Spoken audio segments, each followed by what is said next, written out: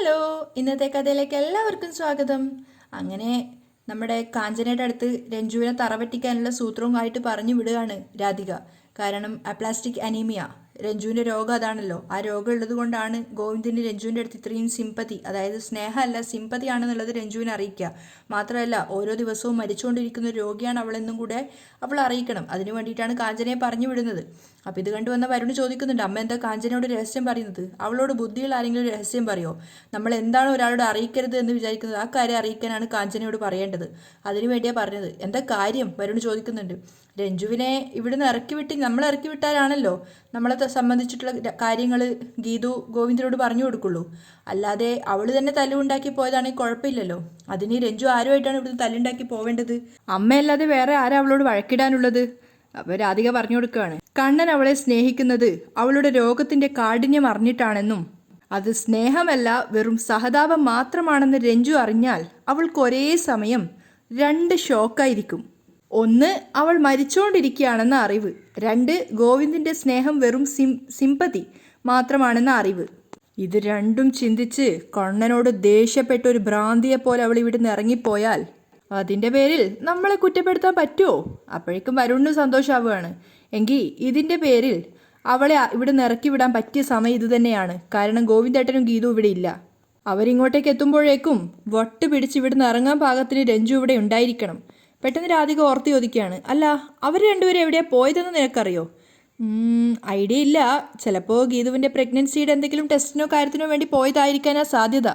അങ്ങനെ എന്തോ രേഖ പറയുന്നത് കേട്ടു. അപ്പോൾ രാധിക ചിന്തിക്കുകയാണ്, എൻ്റെ കണക്ക് കൂട്ടലുകൾ എവിടെയോ എന്തോ പിഴച്ചുപോയി. അതുകൊണ്ടാണ് കണ്ണൻ പ്രതിജ്ഞ മറന്നുപോയത്. ആദ്യം രഞ്ജുവിനെ ഒഴിവാക്കാം, അത് കഴിഞ്ഞിട്ടാവട്ടെ ഗർഭിണിയായ ഗീതുവിനെ ഒഴിവാക്കാൻ. ഒരുപോലെ പ്രതികാരം നിറഞ്ഞ മനസ്സുമായിട്ട് നിൽക്കുകയാണ് അമ്മയും മോനും.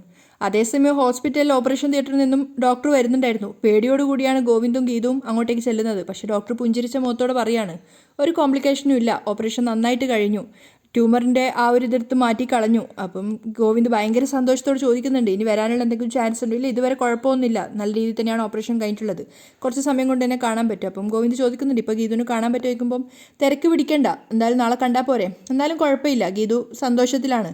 അപ്പോൾ ഡോക്ടർ പുഞ്ചിരിച്ചുകൊണ്ട് പോകുന്ന സമയത്ത് രണ്ടുപേരും ഡോക്ടർ തൊഴുതു നിൽക്കുകയാണ്. അതിനുശേഷം ഗോവിന്ദിനോട് ഗീതു ചോദിക്കുന്നുണ്ട്, ഇനിയും വരാൻ എന്തെങ്കിലും ഫ്യൂച്ചറിൽ സാധ്യതയുണ്ടോയെന്ന്.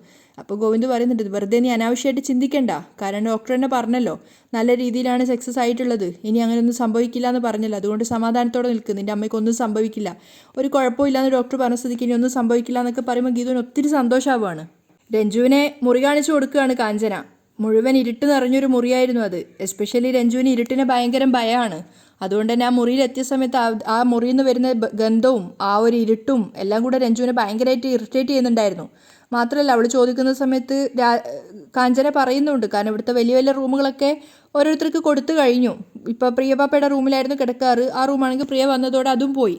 അപ്പം ഇതാണ് ഗസ്റ്റുകളൊക്കെ വന്നാൽ കൊടുക്കാറുള്ള റൂം. പിന്നെ ഇവിടുത്തെ സ്മെല്ല് നോക്കണ്ട, അത് ഞാൻ നല്ല മണത്തിന് വേണ്ടി സ്പ്രേ അടിച്ചതാണ്. അപ്പം രഞ്ജു വേഗം തന്നെ പോയിട്ട് അവിടെ ലൈറ്റ് ഓൺ ചെയ്ത് നോക്കുകയാണ്. അപ്പം ബൾബ് കത്തുന്നില്ല, ഇങ്ങനെ മിന്നി മിന്നി കളിക്കുകയാണ്. ഫാൻ ഓണാക്കുന്ന സമയത്താണെങ്കിൽ ഭയങ്കര ശബ്ദത്തോടു കൂടിയാണ് ആ ഫാന് കറങ്ങുന്നത്. അപ്പം ഇതെന്താ ഭൂകമ്പാണോ എന്നൊക്കെ രഞ്ജു ചോദിക്കുന്നുണ്ട്. അപ്പം കാഞ്ചന പറയാണ്, ഒറ്റയ്ക്ക് കിടക്കുകയാണല്ലോ, അതുകൊണ്ട് ഒരാളുള്ളത് പോലെ നമുക്ക് ഫീൽ ചെയ്യും ഈ ശബ്ദം കേൾക്കുമ്പോൾ എന്നൊക്കെ പറഞ്ഞ് കാഞ്ചന പരിഹസിച്ചുകൊണ്ടാണല്ലോ കാഞ്ചന എന്തിനും മറുപടി പറയുക. കുറച്ച് പല്ലികളും ആ പല്ലികളെ പിടിക്കാൻ വരുന്ന പാറ്റയൊക്കെ ആയിട്ട് നല്ല നേരം പോക്കായിരിക്കും. കാഞ്ചന സ്വതസിദ്ധമായ ശൈലിയിൽ കളിയാക്കിക്കൊണ്ട് പറയാണ്. അപ്പോൾ രഞ്ജു ദേഷ്യത്തോടെ പറയുന്നുണ്ട്, ഞാൻ ഇവിടെ താമസിക്കില്ല, എനിക്ക് കാറ്റും വെളിച്ചമൊക്കെ ഉള്ളൊരു മുറി വേണം, അങ്ങനെയുള്ള റൂമൊന്നും ഇവിടെ ഇല്ല. കാഞ്ചന അതൃപ്തിയോടെ പറയാണ്. കാരണം ഇവിടെയുള്ള ആൾക്കാർക്ക് കൊടുക്കാനൊക്കെ നല്ല നല്ല റൂം ഇവിടെ ഉള്ളൂ, ബാക്കി ഗസ്റ്റിന് കൊടുക്കുന്ന റൂമൊക്കെ ഇങ്ങനത്തെ ചെറിയ ചെറിയ റൂമുകളാണ്. അപ്പോൾ രഞ്ജു ചോദിക്കുന്നുണ്ട്, മുകളിൽ 2 റൂമുണ്ടല്ലോ, അന്ത റൂമുക്കുള്ളേ ആവി ഇருக்கு, അങ്ങനെയാണെങ്കിൽ AC ഓൺ ചെയ്താൽ പോരെ? രഞ്ജു ചോദിക്കുന്നുണ്ട്. ആവിനാ പേ പിസാസ്, രണ്ട് മുറി പിസാസിന് വേണ്ടിയിട്ടാണോ? അപ്പോൾ രഞ്ജു ചോദിക്കുന്നുണ്ട്, അതൊന്ന് മരിച്ചുപോയ ഗോവിന്ദ് മാമൻ്റെ അച്ഛനും ഇനിയൊന്ന് മരിച്ചുപോയ ഗോവിന്ദ് മാമൻ്റെ അമ്മയ്ക്കും. കാരണം അവർ രണ്ടുപേരും ജീവിച്ചിരിക്കുമ്പോഴേ സൺഡേ ആയിരുന്നല്ലോ, അതുകൊണ്ട് ഒരു മുറിയിലാക്കാതെ 2 റൂമിലാക്കി വെച്ചതാ. അപ്പോൾ രഞ്ജു അതിശയത്തോടെ ചോദിക്കുകയാണ്, ഗോവിന്ദേട്ടൻ്റെ അമ്മയുടെ ആത്മാവോ? ആ, അവർ രണ്ടുപേരും ജീവിച്ചിരിക്കുമ്പോഴേ സൺഡേ ആയതുകൊണ്ട് ഒരു റൂം വേണ്ട 2 റൂം വേണമെന്ന് രാധിക മാമി പറഞ്ഞിരിക്കുന്നത്. അപ്പം രഞ്ജു ദേഷ്യത്തോടെയും വെറുപ്പോടെയും പറയുന്നുണ്ട്, ജീവിച്ചിരിക്കുന്നവരെ ആത്മാവാക്കാൻ നിന്റെ രാധിക മാമിനെ കഴിയുള്ളൂ. അപ്പോൾ കാഞ്ചന സംശയത്തോടെ ചോദിക്കുകയാണ്, ജീവിച്ചിരിക്കുന്ന ആത്മാവ് ആര്? അത് ആള് വരുമ്പോൾ അറിഞ്ഞാൽ മതി, രഞ്ജു ദേഷ്യത്തോടെ പറയാണ്. ഏതായാലും ഈ മുറിയിൽ ഞാൻ താമസിക്കില്ല, ഗോവിന്ദേട്ടൻ വരട്ടെ, എന്നിട്ട് തീരുമാനിക്കാം ഞാനിവിടെ താമസിക്കണോ അതോ പോണോന്ന്. എന്തായാലും നല്ല സൗകര്യമുള്ള റൂമിലേ ഞാൻ താമസിക്കൂ. അപ്പോഴേക്കും കാഞ്ചന പറയുന്നുണ്ട്, അത് വന്ന് പാപ്പ இந்த റൂമിൽ താമസിച്ചാൽ പ്ലാസ്റ്റിക് അമോണിയ പേടിക്കണ്ട. അപ്പം രഞ്ജു ചോദിക്കേ, പ്ലാസ്റ്റിക് അമോണിയോ അതെന്താ? അത് കേട്ടുകൊണ്ടാണ് ഗീതു അങ്ങോട്ടേക്ക് വരുന്നത്. ഗീതു ശരിക്കും ഷോക്കാവുകയാണ്. പ്ലാസ്റ്റിക് അമോണിയ എന്ന് കേട്ടപ്പോൾ തന്നെ ഗീതുവിന് മനസ്സിലാവുന്നുണ്ടായിരുന്നു എന്താണ് രഞ്ജു ഉദ്ദേശിച്ചതെന്ന്. അപ്പോൾ രഞ്ജു ആണെങ്കിൽ കാഞ്ചനയോട് ചോദിക്കുകയാണ്, ഞാനെന്തിനാ പ്ലാസ്റ്റിക് അമോണിയ പേടിക്കുന്നത്? പ്ലാസ്റ്റിക് അമോണിയ വന്ന് പെരിയ നോയി, രോഗം വന്നാ സെത്ത് പോയിടും. കാഞ്ചന വിശദീകരിച്ചു കൊടുക്കുകയാണ്. ഇത് കേൾക്കുന്ന ഗീതുവിന് ഇറിറ്റേഷൻ ആവുന്നുണ്ടായിരുന്നു. ഇതെന്തിനാ ഇവൾ ഇതൊക്കെ പറഞ്ഞു കൊടുക്കുന്നതെന്നൊക്കെ വിചാരിച്ചിട്ട്. അപ്പോഴേക്കും കാഞ്ചന അടുത്തോട്ടേക്ക് പോയിക്കൊണ്ടിരിക്കുകയാണ്. രഞ്ജു പാപ്പ അറിഞ്ഞിരിക്കണം, ഇங்கே ഒരാൾക്ക് പ്ലാസ്റ്റിക് അമോണിയ ഇருக்கு. അപ്പോൾ ഗീതുവിന് മനസ്സിലാവുന്നുണ്ട് ഇത് കാഞ്ചനയെ കൊണ്ട് രാധിക അമ്മ പറയിപ്പിക്കുന്നതാണ്. അതേസമയം ഒരു തരത്തിലും പിടികിട്ടാത്ത രീതിയിലാണ് കാഞ്ചന സംസാരിക്കുന്നത്. അന്ത നോയുള്ളത് കൊണ്ട് താ കൺമണിയെ അൻപോട് കാത്തു വെച്ചിരിക്കുന്നത് മാമൻ, ഇപ്പം ആരെന്ത് പുറിഞ്ചുതാ എന്നൊക്കെ കാഞ്ചന ചോദിക്കുന്നുണ്ട്. അപ്പം രഞ്ജു പറയാണ്, എനിക്കാണെങ്കിൽ ഒന്നും മനസ്സിലായിട്ടില്ല.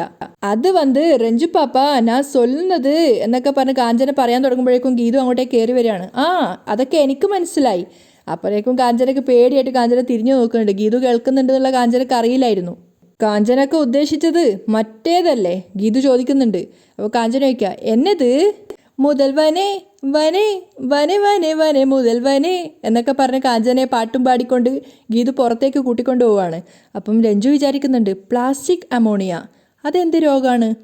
അപ്പോഴേക്കും കാഞ്ചനയും പാട്ടുപാടി കൂട്ടിക്കൊണ്ട് ഗീതു പുറത്തേക്ക് എത്തുന്നുണ്ട്. അത് കണ്ടുകൊണ്ടാണ് രേഖ അങ്ങോട്ടേക്ക് വരുന്നത്. കുറച്ചു ദൂരത്തേക്ക് എത്തി രഞ്ജുവിൻ്റെ അടുത്ത് മാറിയെന്ന് കണ്ടപ്പോഴേക്കും ഗീതു ദേഷ്യപ്പെടുകയാണ്. നിങ്ങൾ എന്തിനാണ് രഞ്ജുവിന് അവളുടെ അസുഖത്തിനെ കുറിച്ചൊക്കെ പറയാൻ പോയത്? അപ്പോൾ രേഖ അവർ ചോദിക്കുന്നുണ്ട് എന്താ കാര്യമെന്ന്. അപ്പോൾ കാര്യങ്ങളൊക്കെ ഗീതു രേഖയോടും പറഞ്ഞു കൊടുക്കുകയാണ്. രഞ്ജുവിൻ്റെ അസുഖത്തെക്കുറിച്ച് ആരും അവളോട് ഒരു വാക്ക് പോലും പറയരുതെന്നാണ് കണ്ണേട്ടൻ ഇവിടെ എല്ലാവരോടും പറഞ്ഞിട്ടുള്ളത്. അതിനിടയിൽ അതിസാമർത്ഥ്യം കാണിച്ച് കാഞ്ചന പോയിട്ട് ആ കാര്യങ്ങൾ രഞ്ജുവിനോട് പറയാൻ നിൽക്കുക.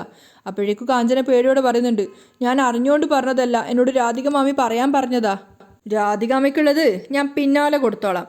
കാഞ്ചനക്ക തൽക്കാലം മുറിയിൽ നിന്ന് ബാണ്ടക്കെട്ടൊക്കെ എടുത്ത് ഇറങ്ങാൻ നോക്ക്. അപ്പോൾ കാഞ്ചന പേടിയോട് പറയാണ്, എന്നെ ഇവിടുന്ന് പറഞ്ഞു വിടാൻ പോവാണോ, എന്നെ മன்னிച്ചിട്, എനിക്ക് പോകാൻ വേറെ ഇടയില്ല എന്നൊക്കെ പറഞ്ഞിട്ട് സിമ്പതി പിടിച്ചു പറ്റാൻ ശ്രമിക്കണം. അപ്പോഴേക്കും രഞ്ജു അങ്ങോട്ടേക്ക് വന്നിട്ട് രഞ്ജു ചോദിക്കുന്നുണ്ട്, ഗീതു ഈ പ്ലാസ്റ്റിക് അമോണിയ എന്ന പേരിലൊരു രോഗമുണ്ടോ?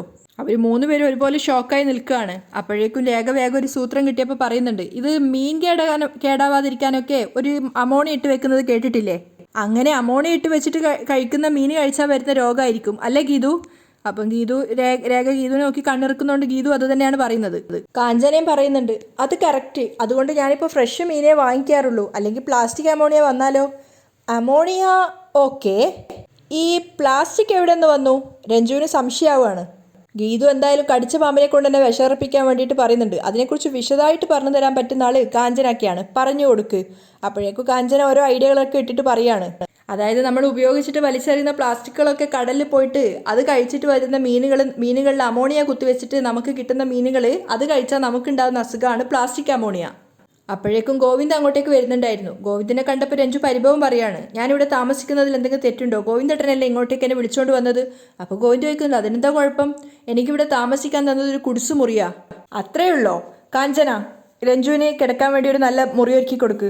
അപ്പോൾ കാഞ്ചന പറയുന്നുണ്ട്, വലിയ റൂമിലൊക്കെ ആളുകളുണ്ട്, അതുകൊണ്ടാണ് ഞാൻ ഈ ഒരു മുറി കൊടുത്തത്. ഓ, അതറിഞ്ഞിട്ടാണോ ഇത്രയും ചെറിയ കുടിസുമുറി കൊടുത്തത്? രാധിക മാമി പറഞ്ഞു രഞ്ജു പാപ്പയ്ക്ക് പറ്റിയ മുറിയാണെന്ന്. അപ്പോഴേക്കും രഞ്ജു പറയുന്നുണ്ട്, ഫസ്റ്റ് ഫ്ലോറിൽ 2 മുറികളിൽ ആളില്ല, പക്ഷേ രാധികാമ്മ കാഞ്ചനയോട് പറഞ്ഞത് ആ 2 മുറികളിലായിട്ട് ഗോവിന്ദേട്ടൻ്റെ അച്ഛൻ്റെയും അമ്മയുടെയും ആത്മാക്കളാണെന്ന്. അത് കേട്ടത് ഗോവിന്ദ് ശരിക്കും ഞെട്ടാണ്. അപ്പോൾ കാഞ്ചന പറഞ്ഞു കൊടുക്കുന്നുണ്ട്, 2 മുറിയിലും ആത്മാവാണ്, പേയ് പിശാസ്. അപ്പം രഞ്ജു ചോദിക്കുന്നുണ്ട്, ദഹിപ്പിച്ച അച്ഛൻ്റെ ആത്മാവിന് താമസിക്കാൻ ഒരു മുറി കൊടുത്തത് ഓക്കെ, പക്ഷേ ദഹിക്കാത്ത അമ്മയുടെ ആത്മാവിനെ എന്തിനാ ഗോവിന്ദേട്ടാ ഒരു മുറിയിൽ തടച്ചിട്ടിരിക്കുന്നേ? അത് കേട്ടത് ഗോവിന്ദ് പരിങ്ങാണ്. ഇവളെല്ലാവരുടെ മുന്നിൽ വെച്ചിട്ടും അമ്മയുടെ പേര് പറയുമെന്നൊക്കെ പേടിച്ചിട്ട്. അപ്പോഴേക്കും അങ്ങോട്ടേക്ക് പ്രിയയും വരുന്നുണ്ട്. അപ്പോൾ ഗോവിന്ദ് രഞ്ജുവിനോട് പറയാണ്, രഞ്ജുവിന് ഇവിടെ താമസിക്കാൻ ഒരു മുറി വേണം, അത്രയല്ലേ ഉള്ളൂ? പ്രിയ ദേഷ്യത്തോടെ പറയുന്നുണ്ട്, രഞ്ജു ഇവിടെ താമസിക്കാൻ വന്നപ്പോൾ ആദ്യം കൊടുത്തത് എൻ്റെ റൂമാ, അതും എന്നോട് ചോദിക്കാതെ, ഇനി എൻ്റേതായിട്ടുള്ള ഒന്നും ഇവർക്ക് കൊടുക്കില്ല. അപ്പോൾ ഗോവിന്ദ് പറയുന്നുണ്ട്, അത് നിന്നോട് താമസം മാറാൻ ആരെങ്കിലും പറഞ്ഞോ? ആരും പറഞ്ഞാലും ഞാൻ മാറില്ല. പ്രിയ വാശിയിലാണ്. എൻ്റെതൊന്നും വിട്ടുകൊടുക്കാൻ ഞാൻ തീരുമാനിച്ചിട്ടുമില്ല. അപ്പോൾ ഗോവിന്ദ് വാണിംഗ് ചെയ്യുന്നുണ്ട്, പ്രിയെ നീ ആവശ്യമില്ലാത്തൊന്നും ചിന്തിച്ചു കൂട്ടല്ലേ. അപ്പൊ പ്രിയ ദേഷ്യത്തോടെ പറയാണ്, ഞാനൊന്നും പറയാതെയും പ്രതികരിക്കാതെയും ഇരുന്നത് കൊണ്ടാ ഇവിടെ പലരും വന്ന് അധികാരം സ്ഥാപിച്ചത്. എല്ലാവരും ഞെട്ടലോടെ നിൽക്കുകയാണ്. ഇപ്പൊ വലിയൊരു ബഹളം ഉണ്ടാവുന്നുള്ള ഒരു പേടിയിൽ. അപ്പൊ പ്രിയ പറയാണ്, ഇവിടെ എനിക്ക് പകരം ഇവരെ പ്രതിഷ്ഠിച്ച കാര്യം അമ്മ പറഞ്ഞപ്പോ മരിച്ചു പോകണമെന്ന് ആഗ്രഹിച്ചവളാണ് ഞാൻ. പ്രിയേ, ഗോവിന്ദ് ദേഷ്യത്തോടെ വിളിക്കുകയാണ്, എനിക്ക് പകരക്കാരിയായി എൻ്റെ ഏട്ടന് വേറെ ആരും വേണ്ട. അപ്പൊ ഗോവിന്ദ് സമാധാനത്തോടെ പറഞ്ഞു കൊടുക്കുന്നുണ്ട്, മോളെ ഇവിടെ ആരും ആർക്കും പകരക്കാരി ആവില്ല.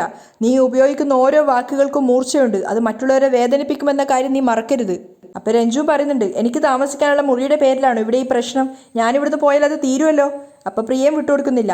എൻ്റെ അമ്മയുടെ ഔദാര്യം കൊണ്ട് മാത്രം നിങ്ങൾ ഇവിടെ വന്നത്, അത് നിങ്ങൾ മറക്കണ്ട. അപ്പോഴും രഞ്ജു കയറി ഇടപെടുകയാണ്, ഗോവിന്ദേട്ടാ, മറ്റാരുടെയെങ്കിലും ഔദാര്യത്തിലാണോ ഞാനിവിടെ നിൽക്കേണ്ടത്? പറ, എനിക്കത് അറിയണം. അപ്പൊ പ്രിയം പറയുന്നുണ്ട്, അതറിയാനാ ഞാനും നിൽക്കുന്നേ. ആ, രണ്ടുപേരും കൂടെ എന്നെ വലിച്ചു കയറി വീതം വെക്ക്. ഗോവിന്ദും ദേഷ്യത്തിൽ പൊട്ടിത്തെറിക്കുകയാണ്. അപ്പൊ രണ്ടുപേരും പേടിച്ച് നിൽക്കുകയാണ്. അപ്പൊ ഗോവിന്ദ് ചോദിക്കുന്നുണ്ട്, എന്ത് കണ്ടിട്ടാ, ആരോടാ നിങ്ങൾ ഈ വെല്ലുവിളി നടത്തുന്നത്? കണ്ണിന് കാണാൻ കഴിയാത്തൊരു ചെറിയ വൈറസ് മതി നമ്മുടെയൊക്കെ ജീവിതം അവസാനിക്കാൻ. സുഖസൗകര്യങ്ങൾ പോരാന്നൊക്കെ പറഞ്ഞ് നടക്കുന്നവര് എപ്പോഴെങ്കിലും ജീവിതത്തിൽ ക്യാൻസർ വാർഡ് ഒന്ന് സന്ദർശിക്കണം. അതോടെ തീരും എല്ലാ പ്രശ്നങ്ങളും. അവിടുത്തെ അവസ്ഥ ഒന്ന് കണ്ടിട്ട് തീരുമാനിക്ക്. ഇതുപോലുള്ള ചെറിയ ചെറിയ പ്രശ്നങ്ങൾക്ക് അടിയുണ്ടാക്കണോ വേണ്ടയോ എന്ന്. ഗോവിന്ദ് ദേഷ്യത്തോടെ അവിടുന്ന് പോവുകയാണ്. പക്ഷെ ആർക്കൊന്നും മനസ്സിലാവാതെ നിൽക്കുന്നുണ്ടപ്പോൾ ഗോവിന്ദ് വീണ്ടും തിരിച്ചു വന്നിട്ട് പറയാണ്, ഞാനീ പറഞ്ഞത് അനവസരത്തിലാണെന്ന് നിങ്ങൾക്ക് തോന്നാം. പക്ഷേ ഈ ലോകത്തിൽ തനിക്ക് ശേഷം ഒന്നുമില്ലെന്ന് വിചാരിച്ചിരുന്ന, എല്ലാം തൻ്റെ കൈപ്പിടിയിൽ ഒതുക്കാൻ ആഗ്രഹിച്ചിരുന്ന ഒരാൾ, അങ്ങനെയുള്ള ഒരാളെ റീജിയണൽ ക്യാൻസർ സെന്ററിന്റെ ഓപ്പറേഷൻ തിയേറ്ററിൽ നിന്നും പുറത്തേക്ക് എടുക്കുന്നത് കണ്ടിട്ടുള്ള കാഴ്ചയുടെ വരവാ. ഉള്ളു പൊള്ളുന്ന സങ്കടത്തോടെ ഗോവിന്ദ് പറയാണ്, ആ ഒരൊറ്റ കാഴ്ച മതി ജീവിതത്തോട് കൊതി തോന്നാൻ. ഗീതു പൊട്ടി പൊട്ടി കരയാണ്. ഗോവിന്ദ് പോയപ്പോൾ രേഖ ചോദിക്കുന്നുണ്ട്, ആരാ ഗീതു ക്യാൻസർ സെന്ററിൽ? അപ്പം നെഞ്ചു പൊട്ടുന്ന സങ്കടത്തോടെ ഗീതു പറയാണ്, എൻ്റെ അമ്മയാ. അത് കേട്ടപ്പോൾ പ്രിയ, രഞ്ജു, രേഖയൊക്കെ ഞെട്ടുന്നുണ്ട്. രാധികയുടെ അരികിൽ വന്നിട്ട് പ്രിയ പറയുന്നുണ്ട്, അമ്മയുടെ കാര്യത്തിൽ 24 മണിക്കൂർ കഴിഞ്ഞിട്ട് എന്തെങ്കിലും പറയാൻ പറ്റൂന്നാ ഡോക്ടർ പറഞ്ഞിരിക്കുന്നത്. അപ്പോൾ രാധിക ചോദിക്കുക, ഏതമ്മ? വിനോദിൻ്റെ അമ്മയല്ലേ എനിക്കിപ്പോൾ അമ്മ? പ്രിയ പറയാണ്.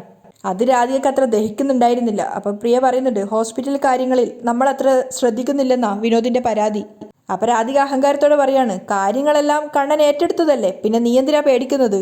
അങ്ങോട്ടേക്ക് വന്നിട്ട് ഗീതു പ്രിയയോട് പറയാണ്, വിനോദിനെ അച്ഛനെയും ഹോസ്പിറ്റലിലാക്കിയിട്ടാണ് ഞാൻ ഇങ്ങോട്ടേക്ക് വന്നത്. അപ്പോഴാ ഇവിടുത്തെ പ്രശ്നം. അങ്ങോട്ടേക്ക് രഞ്ജുവും വരുന്നുണ്ട്. രഞ്ജുവിനെ കണ്ടതുകൊണ്ട് തന്നെ പ്രിയ പറയാണ്, സൗകര്യമുള്ള മുറി കിട്ടാത്തത് കൊണ്ടാ ഇവിടെ ചിലർക്ക് പരാതിയും ബഹളവും. ഞാനെന്തായാലും എൻ്റെ മുറിയിൽ നിന്ന് മാറിക്കൊടുക്കാൻ തീരുമാനിച്ചിട്ടില്ല. അപ്പം രഞ്ജു പറയുന്നുണ്ട്, എൻ്റെ താമസക്കാരെ ആലോചിച്ചിട്ട് ആരും ബുദ്ധിമുട്ടണ്ട. ഞാൻ സെറ്റിയിലായാലും കിടന്നോളാം. എനിക്ക് കാറ്റും വെളിച്ചവും കിട്ടുന്ന ഒരു ഡയൽ മതി. അപ്പോഴേക്കും കാഞ്ചനയും പരിഹസിക്കുന്നുണ്ട്, എങ്കിൽ സിറ്റ് ഔട്ട് കിടന്നോ, ആവശ്യത്തിൽ കയറെ കാറ്റും വെളിച്ചവും കിട്ടും. അപ്പോഴേക്കും രേഖ ദേഷ്യത്തോടെ പറയാണ്, ഒരു സീരിയസ് ആയ കാര്യം സംസാരിക്കുമ്പോഴാണോ നിന്റെ പരിഹാസം? അപ്പോഴാണ് ഗീതുവിന് മനസ്സിലായത്, ഇതൊക്കെ രാധികാമ്മ ഒപ്പിച്ച പണിയാണല്ലോ. അപ്പോൾ രാധികമ്മക്ക് തിരിച്ചിട്ടൊരു പണി കൊടുക്കണ്ടേ? രാധികാമ്മയുടെ അടുത്ത് പോയിട്ട് ചോദിക്കുകയാണ്, രഞ്ജു നമ്മുടെ ഗസ്റ്റ് അല്ലേ, ഗസ്റ്റിനെ സിറ്റ് ഔട്ടിൽ കിടത്തുന്നതൊക്കെ നല്ലതാണോ രാധികാമ്മേ? അപ്പോഴേക്കും രാധിക ആകെ പരിങ്ങലിലാണ്. അവരിങ്ങനെ പേടിയോടെ ചുറ്റിലും നോക്കുമ്പോഴേക്കും കാഞ്ചന പറയുന്നുണ്ട്, വലിയ റൂമൊന്നും ഒഴിവില്ല എന്ന് ഞാൻ പറഞ്ഞതാ മാമി. രാധികനെ പേടിച്ച് നിന്നിട്ട് സംസാരിക്കുന്ന നിർത്തുകയാണ് കാഞ്ചന. അപ്പോഴേക്കും രേഖ പറയുന്നുണ്ട്, ഞാൻ വരുണേട്ടനോട് സംസാരിക്കാം അമ്മേ. വിരോധം ഇല്ലെങ്കിൽ ഞങ്ങൾ ചെറിയ റൂമിലേക്ക് മാറി ഞങ്ങളുടെ മുറി രഞ്ജുവിന് കൊടുക്കാം. ഗീതുവും പറയുന്നുണ്ട്, ഞാനൊരു വാക്ക് പറഞ്ഞാൽ കണ്ണേട്ടനും സമ്മതിക്കും, ഞങ്ങളുടെ റൂം രഞ്ജുവിന് കൊടുക്കാം. പക്ഷേ പ്രശ്നം ഉണ്ടാക്കിയ ആൾ തന്നെ അത് പരിഹരിക്കുന്നതല്ലേ നല്ലത്. ഗീതുവിന്റെ അമ്പ് തനിക്ക് നേരെയുള്ളതാണെന്ന് രാധികയ്ക്ക് മനസ്സിലായി. അപ്പൊ ഗീതു രാധികയോട് പറയുന്നുണ്ട്, സമാധാനപരമായി ഈ കാര്യത്തിൽ തീർപ്പുണ്ടായാൽ എനിക്ക് ഹോസ്പിറ്റലിലേക്ക് അമ്മയുടെ അടുത്തേക്ക് പോവായിരുന്നു. അപ്പൊ രേഖ പറയുന്നുണ്ട്, ഇവിടെ പ്രശ്നം ഉണ്ടാക്കിയത് കാഞ്ചനയല്ലേ, ഞാനല്ലേ. രാധിക മാമി പറഞ്ഞത് ഞാൻ അനുസരിച്ചു. ആ, അപ്പോൾ രാധികാമ്മ തന്നെ പരിഹാരം കാണട്ടെ.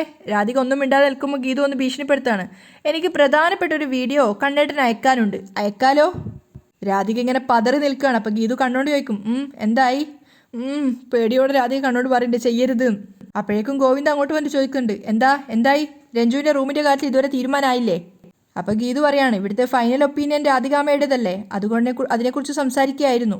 പെട്ടെന്ന് തന്നെ വീണ്ടും രാധികയുടെ നേരെ തിരിഞ്ഞ് കണ്ണുകൊണ്ട് ഭീഷണിപ്പെടുത്തുകയാണ്, എന്താക്കണം, കണ്ണേട്ടന് അയച്ചു കൊടുക്കട്ടെ എന്ന്. അപ്പോൾ രാധിക പേടിയോടെ പറയുന്നുണ്ട്, ഈ കാര്യത്തിൽ എന്താ ഇത്ര ആലോചിക്കാൻ? രഞ്ജു നമ്മളെ അതിഥിയല്ലേ, വീട്ടിലെത്തുന്ന ഗസ്റ്റുകൾക്ക് ഏറ്റവും നല്ല സൗകര്യം കൊടുക്കേണ്ടത്. അമ്മയുടെ ആ ഒരു മാറ്റം കാണുന്ന സമയത്ത് പ്രിയ അന്താളിച്ച് നോക്കി നിൽക്കുകയാണ് ദേഷ്യത്തോടെ. അപ്പോൾ കാഞ്ചന രേഖയോട് പറയുന്നുണ്ട്, മമ്മിയുടെ പേര് ഓന്തെന്ന് മാറ്റണം, അടിക്കടി സ്വഭാവം മാറുന്നത് കണ്ടാ.